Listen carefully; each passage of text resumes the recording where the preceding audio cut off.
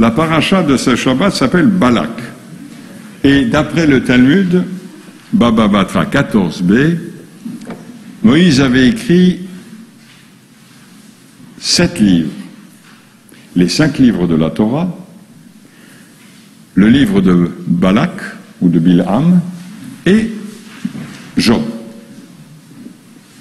C'est ainsi que les rabbins, il y a 20 siècles, ont estimé que Moïse était à l'origine de ces livres. Et puis la paracha et le livre de Balaam a été introduit et forme la paracha Balak de cette semaine. Vous pouvez avoir un texte toute seule si vous voulez. Elle ne veut pas. Non, ça va. Donc vous l'avez devant vous et je vais le lire et peu à peu le commenter. Vayomer elav Balak lechana iti el makom acher asher tir'ena misham efes katseu tir'e v'chulo lo tir'e bekaveno li misham. Alors le problème de Balak, ce roi, était qu'il avait demandé à Balak, le problème de Balak, le roi, avait demandé à Bilham, le prophète, enfin qui était prophète comme ci, comme ça, parce que son ânesse était plus prophétesse que lui, de maudire le peuple d'Israël, étant certain que si le prophète Bilham maudissait Israël, sur le champ de bataille, Balak gagnerait. Donc il l'a fait venir, à force de cadeaux et de prébendes, et l'a emmené dans un endroit où Bilham a vu le peuple d'Israël, Balak a offert des sacrifices, et Bilham, au lieu de maudire, a béni le peuple d'Israël et a dit « Matovo alecha, comme elles sont belles tes tentes, Jacob, tes demeures, Israël ». Donc là, on se trouve dans un autre épisode où Balak lui dit, comme cela est écrit, « Viens donc avec moi dans un autre lieu d'où tu le verras, le peuple, et tu n'en verras qu'une seule partie et tu n'en verras pas la totalité. Et de là, maudis-le-moi. » Et j'ai trouvé que c'était intéressant, dans le fond, cette proposition du roi. Il s'est dit, peut-être que Bilham, en voyant la totalité du peuple d'Israël, le camp qui, d'après ce que nous disent les maîtres de la tradition, était un camp qui était organisé d'une façon helvétique, c'est-à-dire que chacun était à sa place, et en plus, l'une des belles choses, ou l'une des caractéristiques, était que l'on ne voyait jamais l'intérieur d'une tente. Et dans une tente, il y avait toute une famille, bien entendu. C'est-à-dire que il y avait un territoire privé dans lequel personne ne pénétrait, sauf ceux de l'intérieur. Et c'est ce qui avait, d'après la tradition, amené Bilham à dire que ce camp, ces tentes et ces demeures étaient magnifiquement bien organisées, parce que chacun était chez soi et personne ne regardait chez l'autre. Donc il lui dit, viens, je vais t'amener dans un autre endroit, et dans cet autre endroit, tu verras le peuple d'Israël, mais pas dans son entier, pas dans sa totalité. Tu le verras en partie. Et il insiste, tu ne le verras pas dans sa totalité. Parce qu'il pensait que peut-être, quand on ne voit pas un sujet dans son intégralité, dans sa totalité, eh bien on ne maîtrise pas le sujet. Et ce sujet peut-être n'est pas aussi impressionnant que lorsque l'on comprend les tenants et les aboutissants de tous les éléments. Donc il y aura une connaissance réduite. Et si vous regardez ce qui se passe, très souvent, quand on a une connaissance réduite d'un fait, quel qu'il soit, eh bien on ne peut pas avoir un jugement équilibré, et surtout un jugement qui dévoile l'intégralité de ce que l'on voit, parce qu'il y a une partie que l'on ne voit pas. Donc, Balak se dit, je vais l'emmener, mais là où il ne va pas tout voir.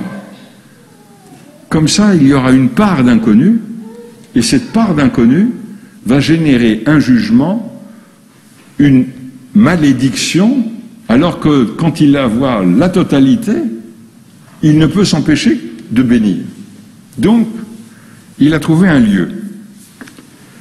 ויקחהו שדה צופים אל ראש הפסגה, ויבן 7 מזבחות, ויעל פרווה איל במזבח. Et alors il l'a emmené, il le mena au champ de Tsophim, sur le sommet du Pisga. Il bâtit 7 autels et offrit un taureau et un bélier pour chaque autel. Donc c'est quand même une offrande de qualité.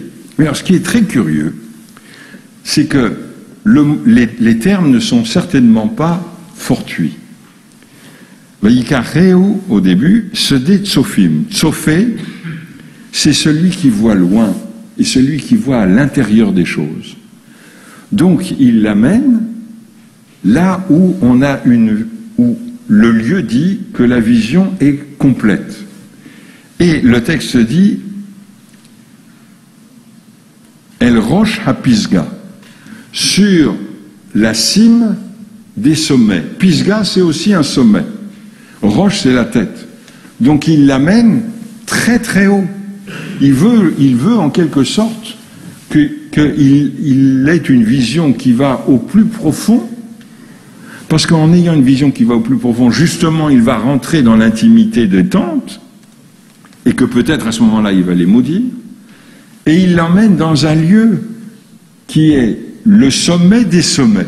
Pisga, c'est le sommet, et Roche, c'est la tête. Donc on a ici comme une volonté de dire que Balak a essayé de faire de telle sorte que d'une part, il puisse voir l'intérieur. Dans le Yigdal, on dit « Tsofé veyodea setarenu » que Dieu, il regarde, il scrute « veyodea setarenu » et il connaît les secrets. Donc c'est le même terme. Et de loin, parce que de loin, on voit les choses, mais on ne les distingue pas objet par objet. Et alors, Bilam répond « Vayomer el Balak, ityatzeb ko al olatecha, va'anochi ikareko. » Et il a dit à Balak, reste ici, vers tes offrandes, et moi, j'irai là-bas. Et alors, ce qui est très curieux, vous regardez, je suis donc à la 5e ligne, Vayomer el Balak, Ityasevko, et le texte tel qu'il est traduit en français, Balaam dit à Balak, tiens-toi ici, près de ton holocauste, et je rencontrerai là-bas. Ko a une double signification. Ko, ça veut dire là, kan, enfin, plutôt ici, pardon, mais ça veut dire aussi ainsi, comme. Quand on va, ko vacho, on va comme ci et comme ça. Donc il peut indiquer aussi bien un lieu qu'une attitude. Et en quelque sorte, Bilham dit à Balak, reste comme tu es. Hityatsevko, on pourrait presque le traduire, reste comme tu es. Ou al-olatecha, près de tes sacrifices. Ça ne me concerne pas. Va anochi et kare ko. Et moi, je serai rencontré ainsi. C'est-à-dire que moi aussi, je vais rester comme je suis. Mais, avec une différence, c'est que toi, tu vas être immobile. Hityatsev, c'est se tenir debout, immobile. Tu vas être en quelque sorte immobile, et moi, je vais être rencontré. C'est-à-dire que je vais connaître une rencontre. C'est-à-dire que toi, rien ne va changer pour toi, mais moi, quand j'aurai connu cette rencontre, eh bien, je vais changer. Je ne serai plus le même. Et il va m'arriver cette rencontre, donc avec Dieu, si on prend le texte dans sa suite, et donc cette rencontre va me modifier, va me changer. Balak va rester Balak, Bilam va rester Bilam, mais un Bilam différent du Bilam qui va quitter Balak. Et alors après, Vayikar Adonai el Bil'am, Vayasem davar befiv, Vayomer shuv el Balak v'chot tedaber. Vayikar, vous voyez, après qu'il est marqué Tav Zayin, Vayikar, il n'y a pas de Aleph.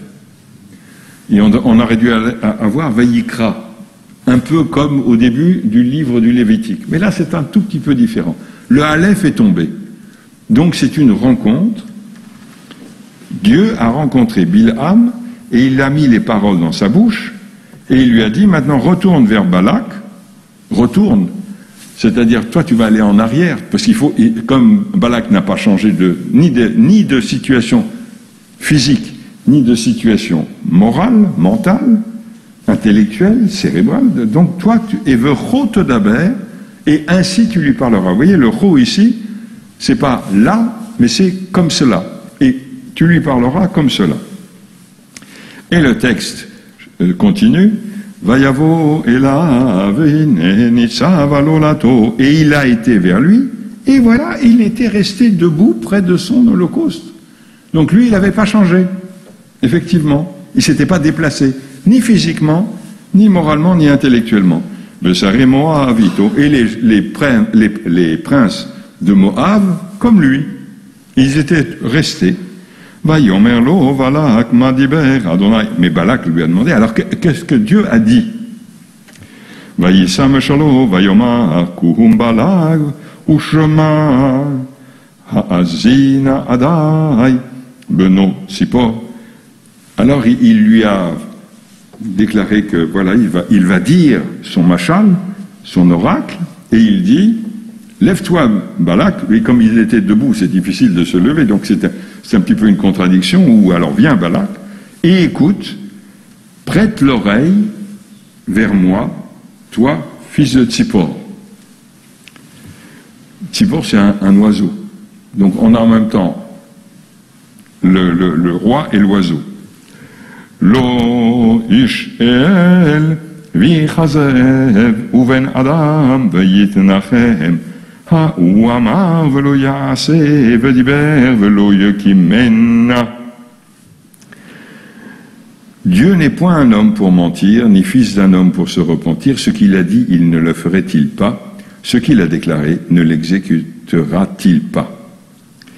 Innevarech lakacheti uverech velo ashivena. Voici, j'ai reçu l'ordre de bénir, il a béni, je ne le révoquerai pas. Lo ibit aven beyakov, lo ra'a amal beyisrael, Adonai Elohav emo uteruat melech bo. Et voilà ce qu'il dit du peuple d'Israël. Dieu, considérant le peuple d'Israël, n'aperçoit point d'iniquité en Jacob et ne voit point d'injustice en Israël. L'Éternel, son Dieu, est avec lui, il est son roi, l'objet de son allégresse.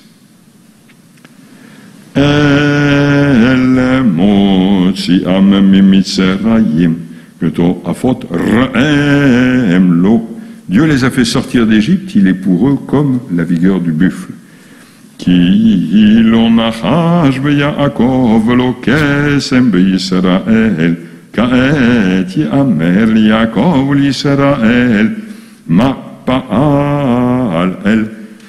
L'enchantement ne peut rien contre Jacob, ni la divination contre Israël. Au temps marqué, il sera dit à Jacob et à Israël quelle est l'œuvre de Dieu. Il y a un texte dans le Talmud qui dit que le peuple d'Israël n'est pas sujet aux oracles ou au mazal, c'est-à-dire, oui, aux oracles, aux chances, à la chance. Le peuple d'Israël est indépendant, en quelque sorte. Cela veut dire que le peuple d'Israël est indépendant des influences autour de lui. C'est-à-dire que si le peuple d'Israël est ce qu'il doit être, eh bien, il reste, en quelque sorte, imperméable aux influences extérieures. C'est-à-dire qu'il est ce qu'il est et ce qu'il doit être, et il le continue à l'être. Là,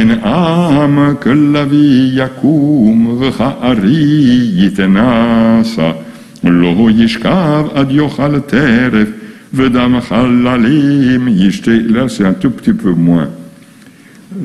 Ça, c'est très évocateur, mais c'est pour nous un peu plus gênant. C'est un peuple qui se lève comme une lionne et qui se dresse comme un lion.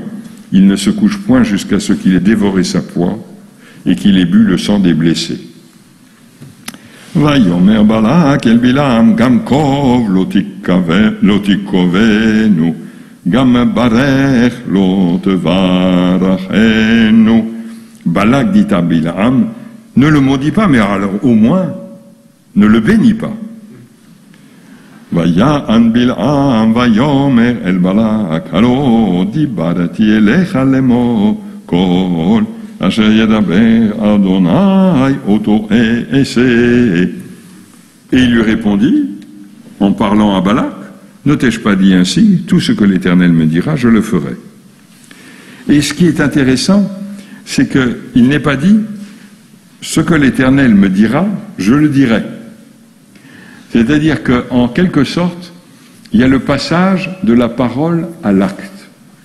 Donc on voit à travers ce texte, qui était la lecture qui était indiquée dans la lettre du Guil, que dans le fond, il y a plusieurs éléments. Le premier élément, c'est que si on veut comprendre quelque chose, eh bien il faut essayer, je dis bien essayer, de pénétrer en quelque sorte, on est tsophim, de se placer dans la hauteur, d'essayer de pénétrer les choses et de regarder l'objet qui est le sujet de notre question dans son intégralité, dans sa totalité. Et si on ne peut pas le faire, que l'on sache au moins que le jugement sera, que la compréhension sera partielle et que le jugement sera partial. Mais comme nous sommes des êtres humains, c'est ainsi qu'il en est pour nous. Et puis, le deuxième élément, c'est ce ko qui peut aussi bien dire kan ici et ko comme. Si l'on veut essayer de comprendre les choses, eh bien, on ne peut pas, comme le roi Balak, rester droit là où on est, comme on est, c'est-à-dire rester avec ses idées préconçues. Il faut aller vers une rencontre, qui va nous faire changer. En allant là-bas, en quelque sorte, nous allons modifier notre façon de voir et notre façon de penser. C'est-à-dire que dans ce texte, il y a une invitation à une certaine souplesse, à une certaine mobilité, à une certaine capacité, non seulement de se déplacer physiquement, ça c'est secondaire d'une certaine façon, mais surtout à se déplacer intellectuellement, c'est-à-dire à essayer de regarder les choses dans leur totalité, à travers tous les angles, et se dire que peut-être, à certains moments, il faut utiliser d'autres références, c'est se déplacer et rencontrer en quelque sorte d'autres idées, il faut se déplacer pour acquérir d'autres références qui vont nous permettre éventuellement de mieux comprendre ce qui est. Bilham était un prophète qui savait de quoi il parlait, d'après ce texte, et que la seule façon était de quitter ce monde de la verticalité pour aller vers le monde, non pas de l'horizontalité, mais vers le monde du changement, de la rencontre et du changement. Puissions-nous aller nous aussi, qu'il en soit ainsi pour nous. On va dire la bénédiction.